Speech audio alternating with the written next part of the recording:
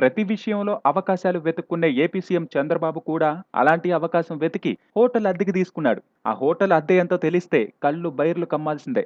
ప్రపంచంలోనే అత్యంత ధనవంతులు తీసుకునే ప్రెసిడెంట్ సూట్ పార్క్ హయత్‌లో తీసుకున్నాడు. పార్క్ హయత్‌లో ఉన్న మొత్తం 3 ప్రెసిడెంట్ సూట్లు చంద్రబాబు అద్దెకి తీసుకున్నాడు. ధనవంతులు కూడా ఇలాంటివి 1, 2 రోజులకే అద్దెకి తీసుకుంటారు.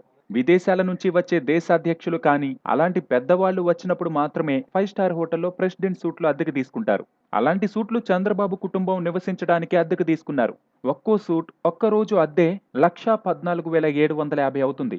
మొత్తం 3 సూట్లు అంటే 3,44,250.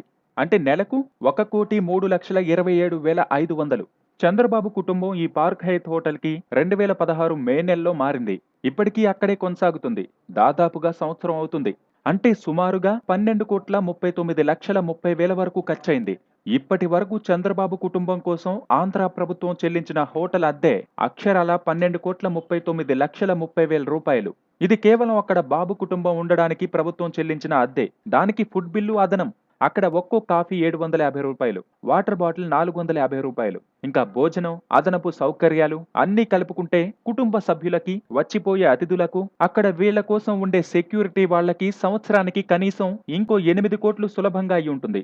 తక్కువలో తక్కువ లెక్కలు వేసినా చంద్రబాబు ప్రభుత్వం ఒక్క సంవత్సరం కోసం ఆంధ్ర ప్రభుత్వం చెల్లించింది 20 కోట్ల పైమాటే.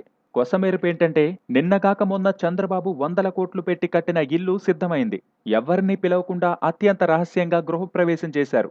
ఇల్లు సిద్ధం అయ్యాక కూడా పార్క్ హయత్ హోటల్ని ఖాళీ చేయలేదు.